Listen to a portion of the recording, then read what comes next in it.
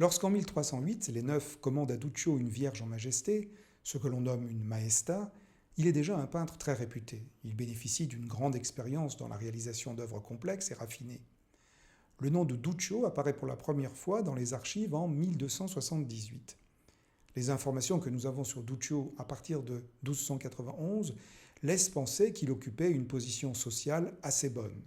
Il possède une maison, achète du vin, prête de l'argent. D'une manière générale, nous disposons de nombreux documents sur sa vie et sur sa carrière, sauf sur sa formation, qui reste mystérieuse. Nous possédons le contrat passé pour cette maestà.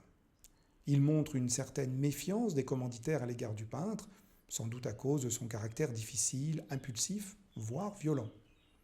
En 1299, il doit en effet payer une forte amende pour avoir refusé de prêter serment de fidélité au capitaine du peuple.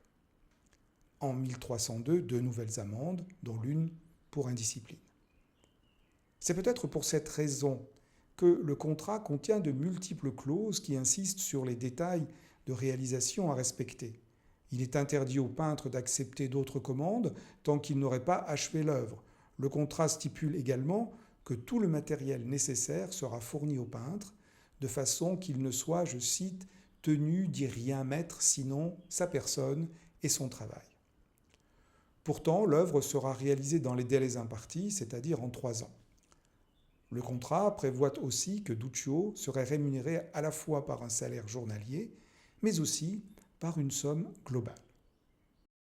Avant d'aborder cette monumentale maestà, intéressons-nous à quelques-unes des premières œuvres majeures de Duccio, comme la Madone Rucellai, conservée à la Galerie des Offices. Nous possédons le contrat passé le 15 avril 1285 par la Compagnie des Laudesi de l'église Santa Maria Novella à Florence avec le peintre. Cette Madone a été déplacée en 1591 dans la chapelle Rucellai qui lui a depuis donné son nom. C'est parce qu'elle a été réalisée à Florence et non à Sienne qu'on l'avait jusqu'au XIXe siècle au moins attribuée à Cimabue, peintre florentin, dont Vasari avait fait le sauveur de la peinture de la maniera greca. Elle présente en effet de nombreuses similitudes avec la manière de ce maître italien plus âgé, d'une vingtaine d'années environ que Duccio. Et Vasari avait donc pour ces raisons fait de cette maestà le chef-d'œuvre de Cimabue. Ces similitudes picturales laissent ouverte la question. Est-ce parce que Duccio, plus jeune, était l'élève de Cimabue, ou bien sont-elles l'expression de l'influence de l'un sur l'autre? On peut en effet observer d'importantes ressemblances entre ces deux œuvres. À gauche, vous voyez la maestà de Cimabue, du musée du Louvre, à droite, celle de Duccio. La typologie des visages chez Duccio est extrêmement proche de celle de Cimabue. Observez les arêtes très prononcées des nez, caractéristiques que l'on retrouve aussi dans le visage des anges. La Madone semble lointaine, comme dans les œuvres byzantines. Les positions des personnages sont sensiblement identiques. On peut noter, bien sûr, quelques différences, comme le visage de l'enfant Jésus, de face d'un côté, de 3/4 de l'autre, ou celui des anges qui regardent tous le spectateur chez Cimabue. Duccio reprend le modèle de l'immense trône imaginé par Cimabue en bois sculpté, mouluré, chantourné et décoré de rehaut d'or, et derrière lequel est placé un splendide tissu. Duccio a toutefois choisi de faire alterner les couleurs des vêtements des anges. Ainsi, l'imation, qui est une sorte de toge drapée, de l'ange qui se trouve en haut à gauche, est de la même couleur que le chiton, qui est le vêtement porté en dessous de cette toge, donc le chiton de l'ange qui lui fait face. De même, les couleurs sont inversées pour les deux anges de la partie inférieure. Tout ceci introduit une variation colorée qui est moins dynamique chez Cimabue, où les couleurs des vêtements des anges qui se font face sont identiques. Duccio reste plus près de la tradition byzantine dans la représentation du maphorion, vêtement porté par la Vierge. Il est d'un bleu profond et comporte au moins 2 des 3 étoiles traditionnelles. La troisième a-t-elle disparu? Est-ce un oubli du peintre? Ou bien faut-il penser qu'elle ne peut se voir sur l'épaule de droite en raison de la position de la Vierge?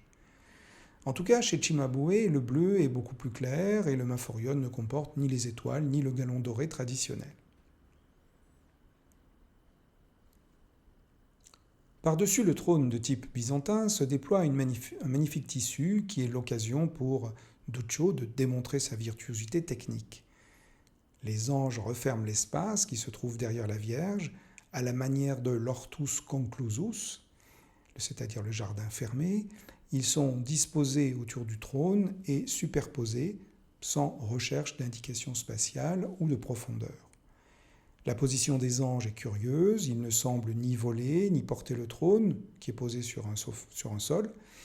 Ils sont tous représentés dans la même position, agenouillés, les mains ou les auréoles devant ou derrière le trône, sans raison particulière, comme venant nier toute tentative pour donner de la profondeur et insister sur le caractère presque irréel de l'image.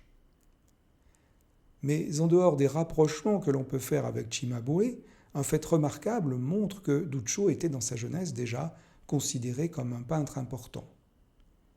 Cette Maestà, par ses dimensions de 2,90 m par 4,50 m, est la plus grande œuvre de l'art italien du XIIIe siècle. Le terme Maestà désigne en Toscane, et plus particulièrement à Sienne, une vierge en majesté. Les plus anciens exemplaires conservés sont de type Ogythitria. Ce modèle byzantin remonterait au portrait de la Vierge fait par saint Luc lui-même, et il était conservé précieusement à Constantinople. Et cet original, entre guillemets, a aujourd'hui disparu.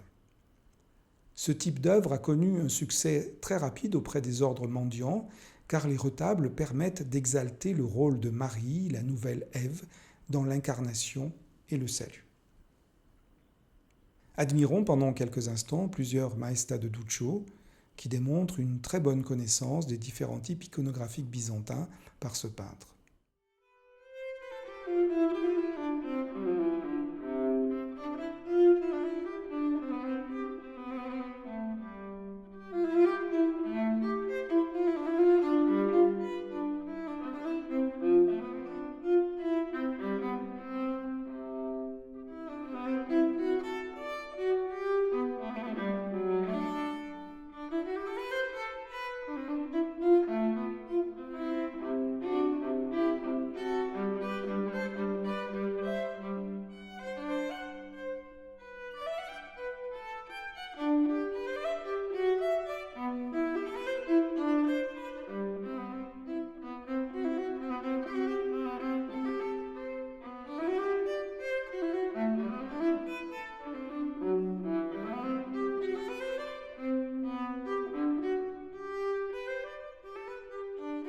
Le 9 octobre 1308, l'œuvre de la cathédrale de Sienne passe une commande à Duccio d'une Madone en majesté d'une très grande ampleur.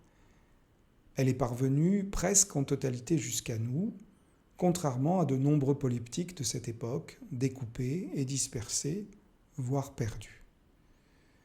Disons-le tout de suite, la Maestà de Duccio est le plus important polyptyque de l'art italien et l'un des plus remarquables de l'histoire de l'art en général.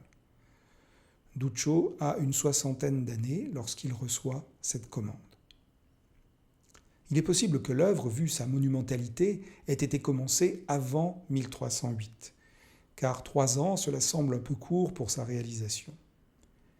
Quoi qu'il en soit, en 1311, Duccio signe son chef-d'œuvre ainsi « Mater sancta Dei, sis causa senis requiei, sis ducio vita, te quia depinxit ita », ce qui peut se traduire par « Sainte Mère de Dieu, donne la paix à Sienne et la vie à Duccio qui t'a peinte ainsi ».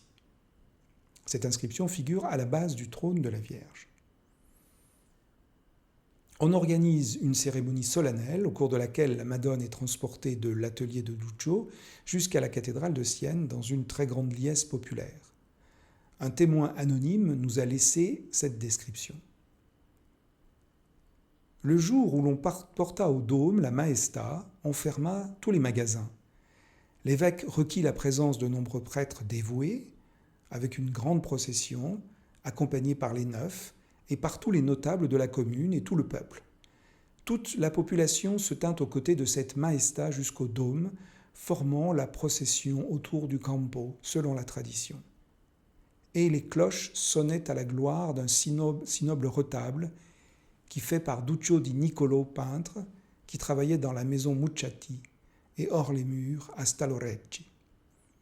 Toute la journée, on resta en prière et l'on fit beaucoup d'aumônes aux pauvres gens, en priant Dieu et sa mère pour qu'elle nous défende dans son infinie miséricorde de toutes les adversités et de tous les maux et nous garde des traîtres ennemis de la patrie.